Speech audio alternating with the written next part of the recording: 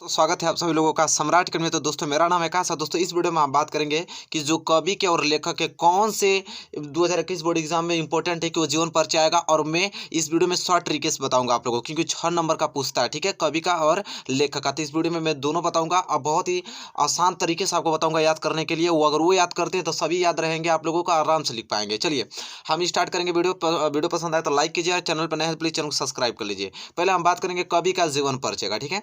हम पहले तुलसीदास, फिर महादेवी वर्मा, फिर सूरदास का, फिर लेखक के बारे में बात करेंगे, ठीक है। ये लोग कवि हैं, ठीक है। अब देखिए कवि का जीवन परिचय। अब हम गोस्वामी तुलसीदास जी का बात करने वाले हैं। अब देखिए आपको बस इतना ही याद करना है, संक्षिप्त परिचय में शॉर्टकट ट्रिक है, इतना ही आपको याद करना है गोस्वामी तुलसीदास जी का। इसके बाद अलावा एक भी आपको कुछ नहीं याद करना है। नाम देखिए, नाम तुलसीदास का क्या था? गोस्वामी तुलसीदास था। जन्म कब हुआ था? 1532 ईस्वी में हुआ था। जन्म स्थान कहाँ था? राजापुर गांव, बांदा जिले में, उत्तर प्रदेश में, ठीक है। और मृत्यु कब हुई? 1623 ईस्वी में हुआ था, ठीक है। अब देखिए मृत्यु स्थान काशी वाराणसी जिला में, उत्तर प्रदेश में उनका मृत्यु स्थान हुआ था। माता का नाम हुलसी देवी था। पिता का नाम आत्मा राम दुबे था और पत्नी का नाम रत्नावली था। भाषा कौन यूज कर? अवधि और व्रज भाषा। रचनाएं कौन सी महत्वपूर्ण थी उनकी? श्री रामचरितमानस, विनय पत्रिका और कवितावली और जानकी मंगल आदि। बस इतना ही, बस 2 मिनट के अंदर आपने कहा गोस्वामी तुलसीदास का पूरा जीवन परिचय ही याद कर लिया। इसी तरह याद करना है। अब बीच में आपको कुछ भी एक्स्ट्रा अपना जोड़ के बना के लिख सकते हैं, ठीक है। चलिए स्टूडेंट, यहाँ पे गोस्वामी तुलसीदास का जीवन परिचय खत्म होता हुआ अब हम बात करेंगे महादेवी जी का, ठीक है। अब देखिए महादेवी जी का भी मैं उसी तरह से याद करूंगा। देखिए नाम क्या था? महादेवी वर्मा। जन्म कब हुआ था? 1907 ईस्वी में। जन्म स्थान फर्रुखाबाद, उत्तर प्रदेश में। मृत्यु कब हुआ था? 11 सितंबर 1987 ईस्वी को। मृत्यु स्थान कहाँ हुआ था? प्रयाग में उनका जन्म और मृत्यु हुआ था। माता का नाम क्या था? श्रीमती हेमरानी था। पिता का नाम श्री गोविंद सहाय वर्मा था। प्रारंभिक शिक्षा इंदौर में उन्होंने किया था। उच्च शिक्षा प्रयागराज इलाहाबाद उत्तर प्रदेश में। और भाषा कौन सा? ये तो परिसंस्कृत खड़ी बोली। और प्रमुख रचनाएं उनकी क्या थी? यामादिपाप, शिखा, हिमालय, रश्मि आदि, ठीक है। और देखिए प्रयाग में महाविद्यापीठ के प्रबंधक भी थे वो, ठीक है।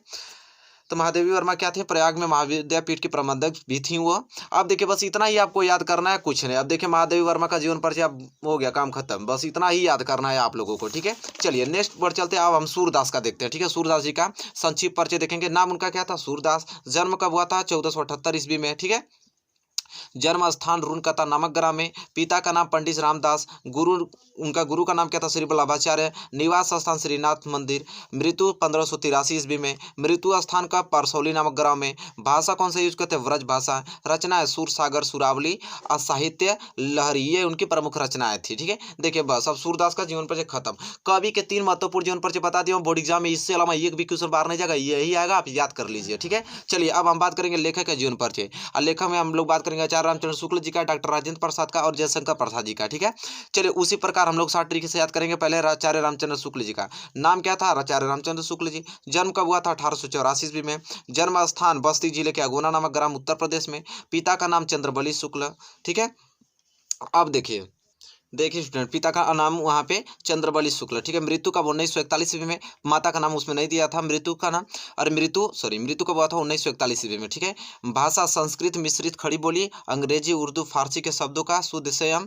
और शैली देखिए कौन सा? भावात्मक, तुलनात्मक, विवेचनात्मक, आलोचनात्मक, ठीक है। प्रमुख रचना उनकी चिंतामणि, त्रिवेणी, सूरदास। आलोचना का सम्राट कहा जाता था उनको, ठीक है।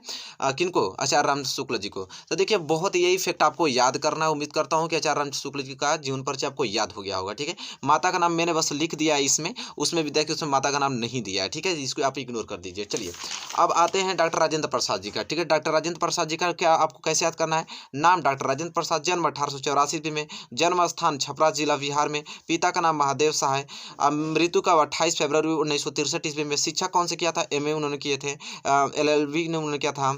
और भाषा सरल, सुबोध, खड़ी बोली, उर्दू, फारसी, अंग्रेजी आदि उनकी थी। शैली साहित्यिक शैली थी। रचनाएं उनकी तो महत्वपूर्ण रचना उनकी आत्मकथा, गांधी जी का देन, चंपारण में महात्मा गांधी, मेरे यूरोप के अनुभव, ये थे। तो डॉक्टर राजेंद्र प्रसाद जी का जीवन परिचय देखिए बहुत ही कम शब्दों में मैंने बयां कर दिया और याद भी हो गया होगा आप लोगों को, ठीक है।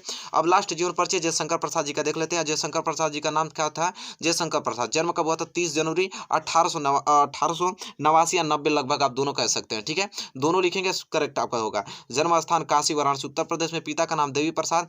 मृत्यु 15 नवंबर 1937 ईस्वी को। रुचि कौन थी? साहित्य के प्रति उनकी रुचि थी। नाटक और लेखन काव्य में उनका रुचि था।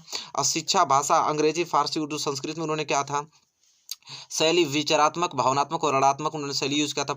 प्रमुख रचनाएं कंकाल, तितली, कमानी, आंसू, झरना, आकाशदीप, इंद्रजाल, ध्रुव, वाहिनी, चंद्रगुप्त, स्कंदगुप्त, अजातशत्रु। ध्रुव यामिनी बहुत ही मोस्ट आईएमपी है, बहुत बार पूछा गया है, तो इसको याद कर लेना है।